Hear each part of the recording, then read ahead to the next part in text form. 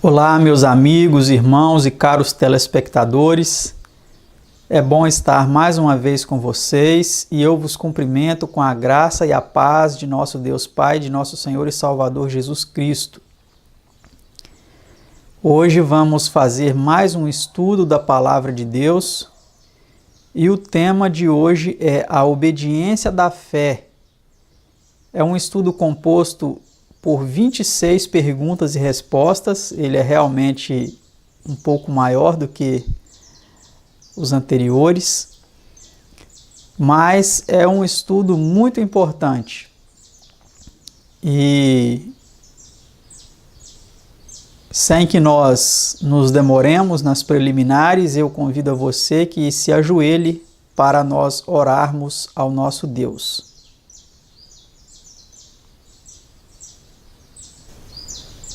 Pai nosso que estás nos céus, nós te agradecemos mais uma vez por podermos estudar a Tua Palavra. Eu lhe peço, Senhor, Tuas ricas bênçãos sobre nossos telespectadores, para que compreendam o tema que será estudado nesta ocasião. Peço também que esteja comigo, dando a mim, Senhor, a unção do Teu Divino Espírito, para que aquilo que eu falar neste estudo esteja em conformidade com a Tua Palavra e que meus lábios sejam usados por Ti e que o inimigo não tenha poder, Senhor, nenhum sobre aquilo que sair dos meus lábios. Eu te suplico a Tua bênção, o Teu Divino Espírito, para que nós possamos ter um estudo muito bom nessa ocasião e que muitas almas sejam esclarecidas pelo conhecimento da Tua Palavra. São bênçãos que eu te suplico em nome e por amor de nosso Senhor e Salvador Jesus Cristo, o Seu amado Filho unigênito. Amém, Senhor.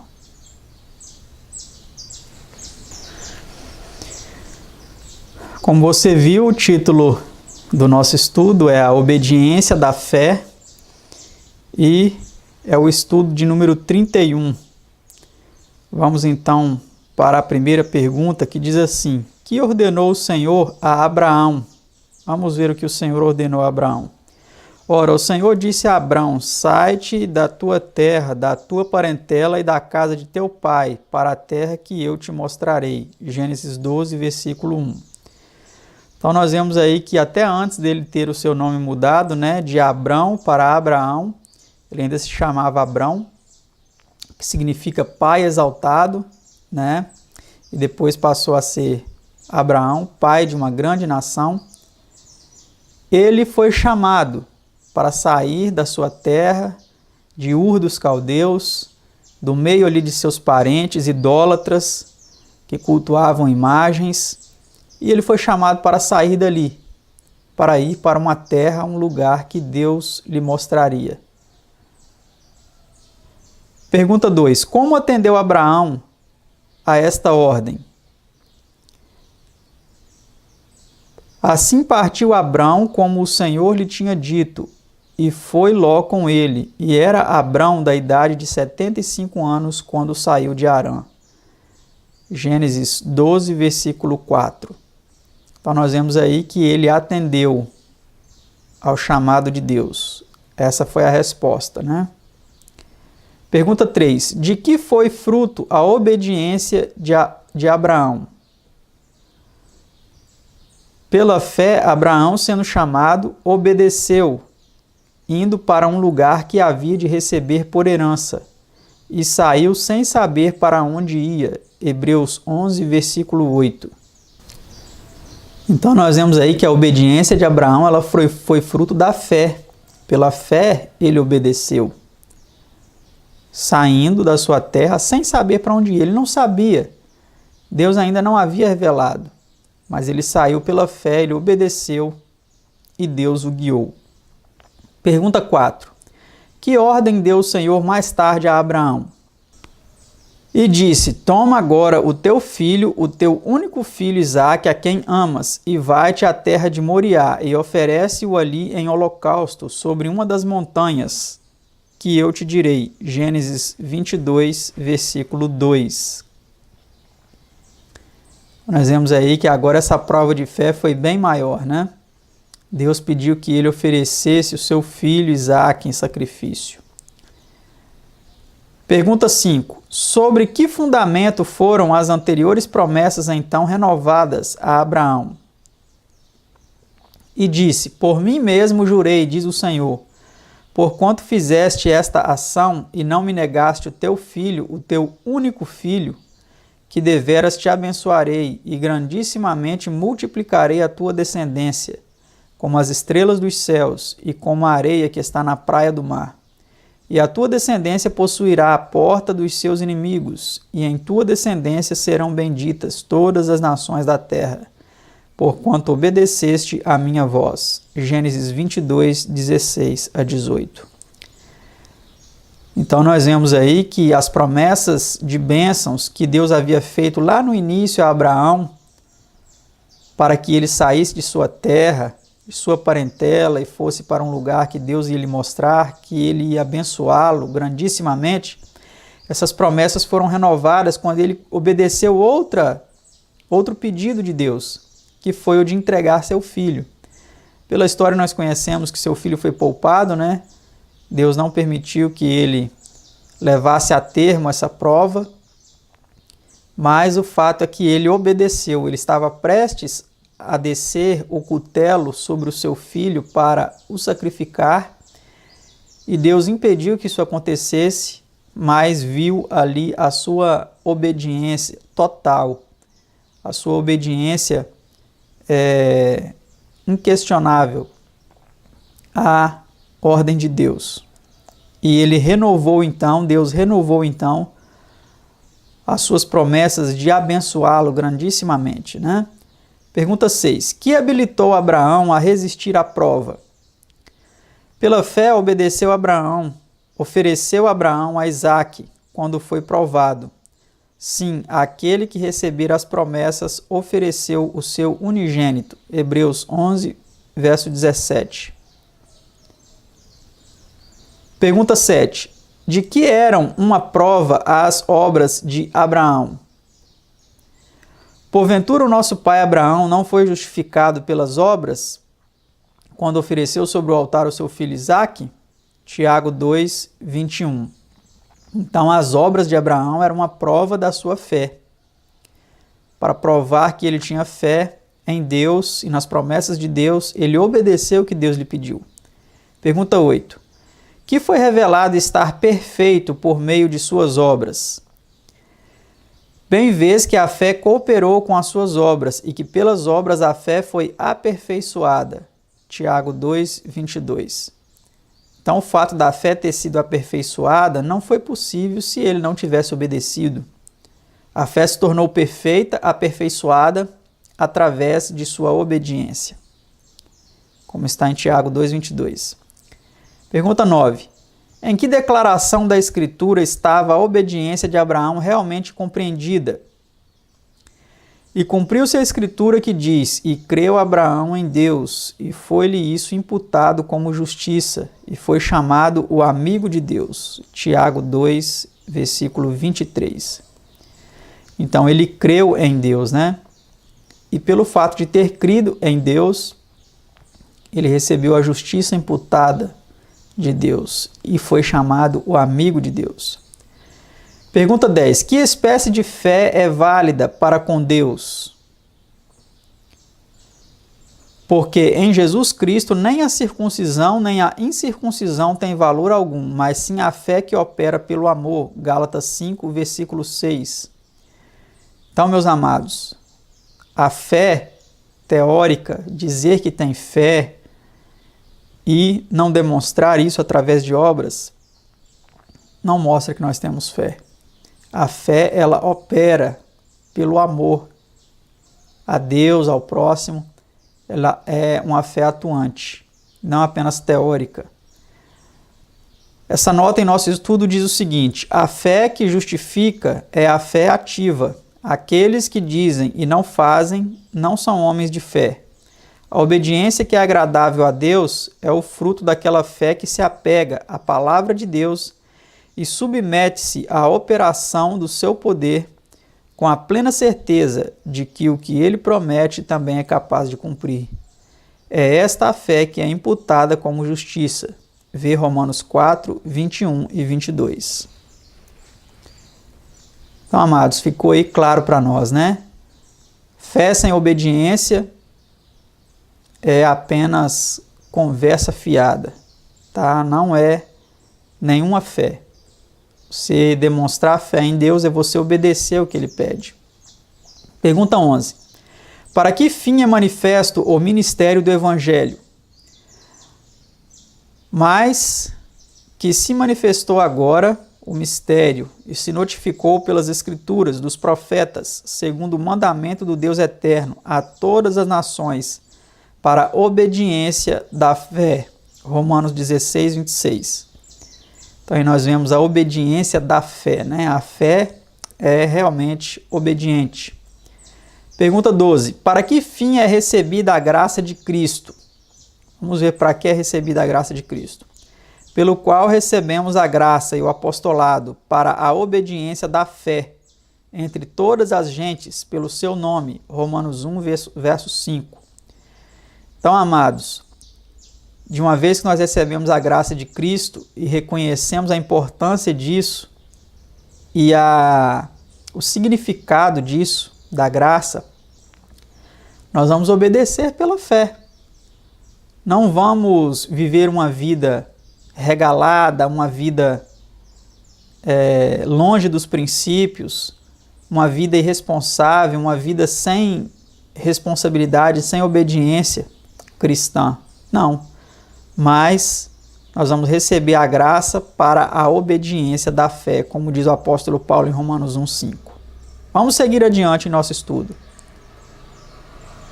Pergunta 13. Que exemplo de obediência nos deu Cristo? Vejamos. E achado na forma de homem, humilhou-se a si mesmo, sendo obediente até a morte e morte de cruz. Filipenses 2, verso 8. Então Jesus ele foi obediente a tal ponto que ele entregou a sua vida para morrer em uma cruz por cada um de nós. Pergunta 14. À custa de que aprendeu ele a lição de obediência? Ainda falando de Cristo, né? Qual foi o custo para que ele aprendesse a obediência? Ainda que era filho, aprendeu a obediência por aquilo que padeceu. Hebreus 5, versículo 8. Então, o sofrimento levou Jesus a exercitar o aprendizado, né, da obediência. E é algo também que deve acontecer conosco. Muitas vezes passamos por sofrimentos em nossa vida e a tendência dessas provas é nos levar a obedecer a Deus inquestionavelmente, sem resmungar, sem reclamar. Pergunta 15. Para quem se tornou Cristo o autor da salvação? Veja a resposta em sua tela, conforme diz as Sagradas Escrituras. E sendo ele consumado, aperfeiçoado à margem, veio a ser a causa da eterna salvação para todos os que lhe obedecem. Hebreus 5, versículo 9. Então, para quem Jesus se tornou Salvador? Jesus não veio para salvar os desobedientes, amados.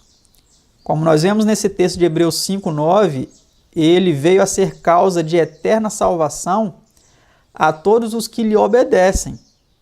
Aqueles que desobedecem as orientações de Cristo, eles não receberão a salvação. Tá certo? Vamos adiante. Pergunta 16. Até que ponto deverá chegar essa obediência? Veja o que diz as Sagradas Escrituras aí em sua tela. Destruindo os conselhos e toda a altivez que se levanta contra o conhecimento de Deus e levando cativo todo o entendimento à obediência de Cristo. 2 Coríntios 10, versículo 5. Então, até que ponto devemos obedecer?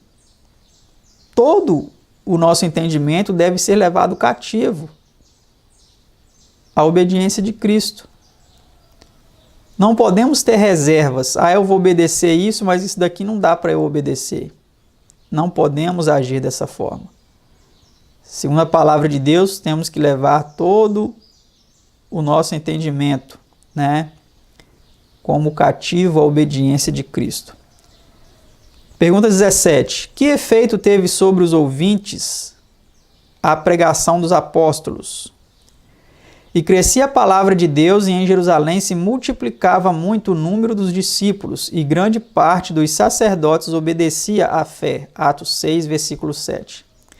Então, olha só, a pregação dos apóstolos, ela ganhou tal proporção que muitos dos próprios sacerdotes também passaram a aceitar a fé e eram obedientes à fé. Pergunta 18. Que efeito teve sobre os gentios a pregação do apóstolo Paulo? Vejamos.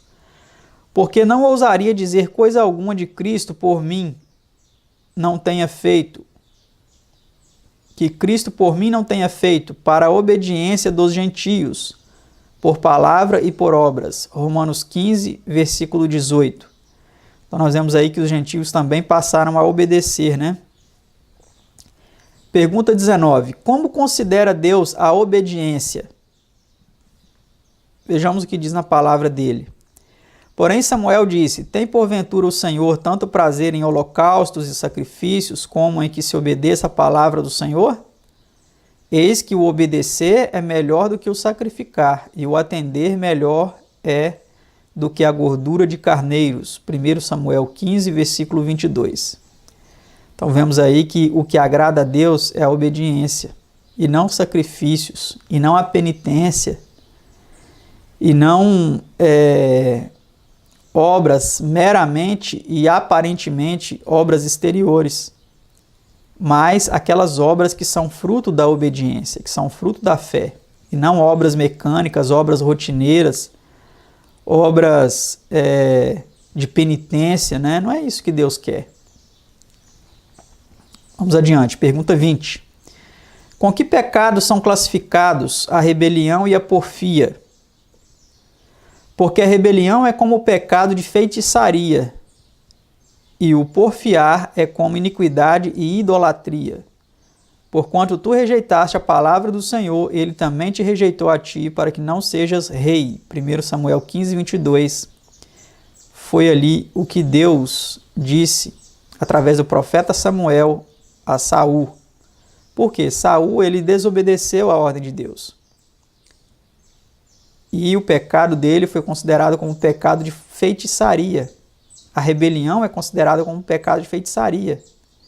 E o porfiar é como iniquidade e idolatria. Não é mesmo? Então nós precisamos estar atentos, porque muitas vezes podemos estar desobedecendo a Deus, achando que estamos o obedecendo, fazendo algo que Ele quer. Mas na realidade, muitas vezes fazemos coisas que Ele não nos pediu. Vamos adiante, pergunta 21.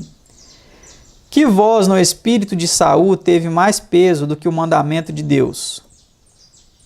Então disse Saul a Samuel: pequei porquanto tenho transgredido a ordem do Senhor e as tuas palavras, porque temi ao povo e dei ouvidos à sua voz. 1 Samuel 15, 24. Então Saul, ele estava obedecendo aos homens e temendo o que esses homens fariam com ele se ele não obedecesse. Imagina a situação, um rei, a autoridade máxima da nação, estava temendo homens. E hoje assim muitos líderes também, muitos até inclusive líderes religiosos, estão preocupados com o que os homens vão dizer, com o que os membros da igreja dele vão dizer.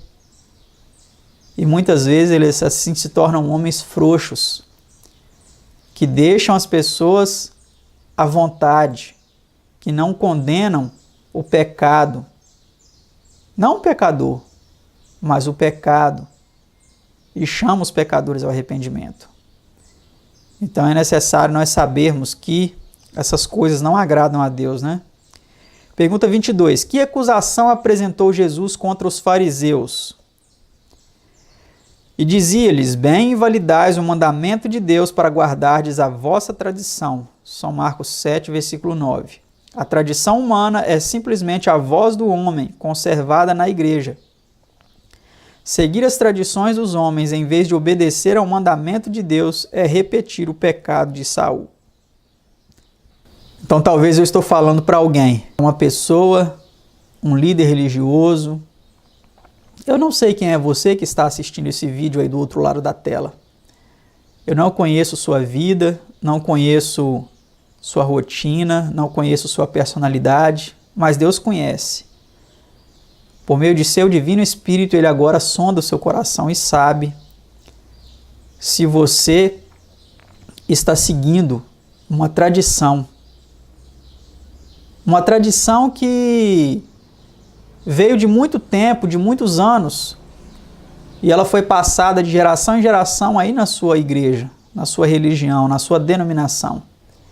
E você obedece essa tradição achando que isso é um mandamento de Deus, é uma ordenança de Deus. Deus agora chama você ao arrependimento para que abandone isso, assim como Ele fez com os fariseus, para que você não pereça. Vamos continuar. Pergunta 23. Qual será a sorte dos que não obedecem ao Evangelho de Cristo?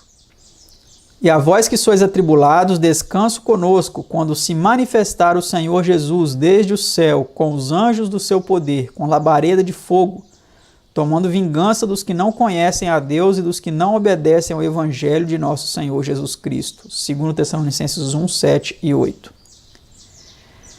Então a sorte dos que não obedecem ao Evangelho de Cristo com certeza não será nada boa, né? Será a destruição final.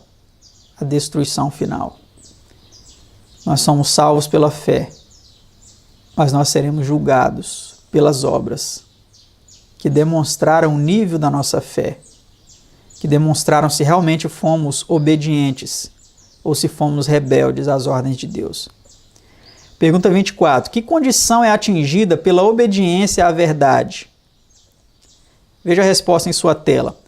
Havendo purificado as vossas almas pelo Espírito na obediência da verdade, até a caridade fraternal não fingida, amai-vos intensamente uns aos outros de coração puro. 1 Pedro 1, 22, tradução trinitária. Então, amados, precisamos realmente viver uma fé verdadeira, não uma fé fingida. Precisamos viver uma fé que demonstre obediência. E não obediência a mandamentos de homens, a tradição de homens, mas obediência à verdade. A verdade das Sagradas Escrituras. E eu digo a vocês que muitas verdades das Sagradas Escrituras estão sendo passadas por alto pelos guias religiosos de nosso tempo. Fiquem atentos, busquem a verdade nas páginas sagradas e busquem a direção de Deus por meio de seu Divino Espírito e Ele os iluminará, mostrando qual é a verdade a ser seguida, para que vocês assim escapem da perdição. Não somente pelo que Cristo fez por vós na cruz do Calvário, nos redimindo da perdição, mas também através de uma vida que demonstre que nós aceitamos esse sacrifício, vivendo uma vida de obediência a Ele. Vamos seguir adiante. Pergunta 25 e penúltima de nosso estudo. Que promessa é feita ao obediente? Se quiserdes e obedecerdes, comereis o bem desta terra. Isaías 1, 19. Então a promessa são para os obedientes. Se nós formos obedientes, nós comeremos o melhor da terra. Aqui um relato, né, ao povo de Israel ali, que estava na terra que Deus havia prometido para eles, uma terra que tinha muitos, produzia abundantemente, né, do bom e do melhor. E Deus prometeu a eles que se eles fossem obedientes, eles usufruiriam ali do melhor da terra. E assim também essas promessas são extensivas a nós. Se nós formos obedientes, as bênçãos de Deus cairão sem medida sobre nós. Última pergunta de nosso estudo, pergunta 26. Que exemplos somos instados a imitar, para que vos não façais negligentes, mas sejais imitadores dos que pela fé e paciência herdam as promessas. Hebreus 6, versículo 12. Então, amados, vamos imitar todos aqueles santos homens de Deus que foram obedientes. Abraão é um dos exemplos que foi citado aqui, mas existem vários outros, né? José também é um outro exemplo. Jó é um outro exemplo de homens que foram obedientes a Deus e que receberam aí o cumprimento das promessas de Deus em suas vidas e também vão receber depois o galardão eterno. Não quer você também estar entre estes? Então seja você obediente a Deus. Procure saber o que Ele quer de você através das páginas sagradas e obedeça a essas orientações e assim estará demonstrando que a sua fé realmente tem fundamento e você é um servo fiel, é um servo que tem fé, mas também tem obras de obediência. Que Deus vos abençoe e eu agradeço por mais uma vez acompanharem o estudo dessa ocasião e peço que vocês continuem acompanhando esses estudos, convidando outras pessoas para que também sejam abençoadas através dessas orientações e que juntos possamos assim cada vez mais aprender a como servir melhor a Deus através da sua santa palavra. Que Deus vos abençoe e até o nosso próximo estudo, se assim Deus nos permitir. Tchau!